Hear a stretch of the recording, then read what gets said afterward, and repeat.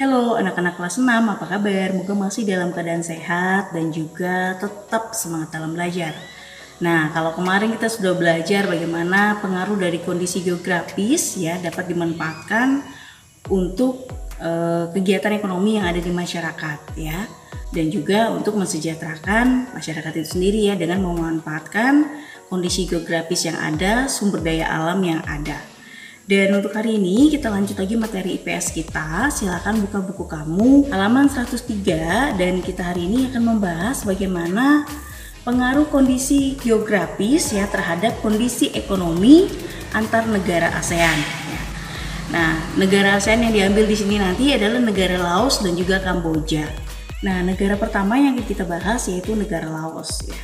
Negara Laos ini ya memiliki letak geografis itu di sebelah barat laut, dia berbatasan dengan negara Myanmar dan juga Republik Tiongkok. Kemudian kalau di sebelah timurnya dengan Vietnam, sebelah selatan dengan Kamboja, dan di sebelah barat itu ada negara Thailand. Dan kita ketahui bahwa bentang alam dari negara Laos adalah merupakan satu-satunya negara di Asia Tenggara yang tidak memiliki garis pantai dan wilayah perairan. Jadi kalau kita lihat dari bentang alamnya ya, mereka tidak terlalu memiliki wilayah perairan, dan salah satu lembah yang sangat subur yaitu lembah Sungai Mekong ya di bagian barat itu merupakan daerah yang paling subur yang ada di Laos. Kemudian negara Laos ini merupakan negara agraris, artinya penduduk di sana melakukan usaha pencarian itu lebih banyak di dunia pertanian dan juga perkebunan. Selain dalam bidang pertanian dan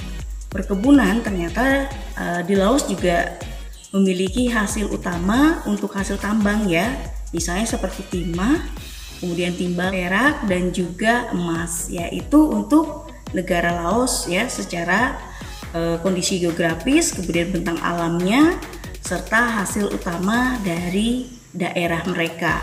Dan bagaimana untuk Kamboja? Mari kita lihat untuk negara Kamboja ya.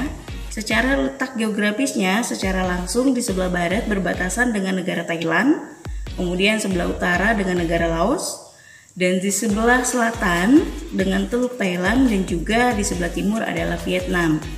Dan bentang alam negara Kamboja ternyata adalah menyerupai piring, artinya memiliki cekungan di tengah dan dataran tinggi di tepinya. Bagian tengah berupa daratan rendah, sedangkan bagian pinggirnya adalah rangkaian pegunungan. Dan juga hasil utama dari negara Kamboja ini hampir sama dengan negara Laos, yaitu sebagai negara agraris ya, karena hasil utamanya adalah di bidang pertanian yaitu padi, jagung, dan juga kedelai. Selain juga dari pertanian, ada juga dalam bidang perkebunan ya, seperti karet dan tebu. Dan juga ada beberapa dari hasil perikanan ya yang cukup melimpah, serta hasil tambangnya pun ada. Nah, itulah tentang kondisi geografis yang ada di negara Laos dan juga Kamboja, dan juga bentang alam serta hasil utamanya. Dari apa yang kita bahas ini ya bisa kita simpulkan bahwa kondisi geografis benar-benar mempengaruhi dengan kegiatan ekonomi dari masyarakat itu sendiri ya, dan kondisi ekonominya.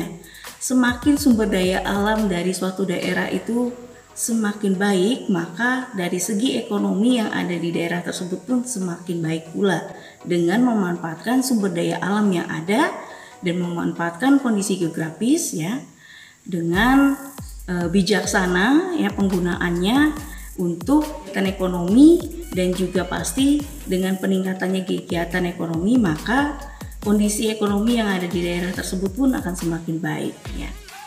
Nah, untuk kegiatan kamu di rumah silakan kamu kerjakan latihan yang ada di halaman 105 ya. Di sana ada sebuah tabel ya tentang negara Laos dan juga Kamboja. Kamu pilih dulu bagaimana kegiatan ekonomi penduduk di sana, dan kamu lihat persamaan dan perbedaannya di mana ya dari apa yang sudah kita bahas tadi. Silakan kalian kerjakan di buku latihan kamu dan dikumpulkan seperti biasa. Sampai di sini dulu pertemuan kita hari ini. Ingat, tetap sehat, tetap semangat, selalu jalankan protokol kesehatan untuk menjaga kesehatan kita sendiri dan orang-orang sekitar kita, dan selalu menerapkan 5M dalam kehidupan kita sehari-hari. Sampai di sini dan sampai jumpa.